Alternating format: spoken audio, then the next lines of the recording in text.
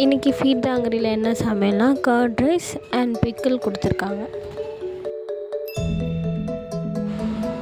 இந்த உலகத்தில் எங்கள் கூட பங்கேற்கணும் அப்படின்னு ஆசைப்பட்டிங்கன்னா எங்களுக்காக ஜெபிக்கலாம். அப்படி இல்லைன்னா எங்கள் கிச்சனில் சமைச்சிட்ருப்பாங்க, காய்கறி கட் பண்ணிகிட்ருப்பாங்க, அதுக்கு உதவி செய்யணும் அப்படின்னு ஆசைப்பட்டிங்கன்னா உதவி செய்யலாம்.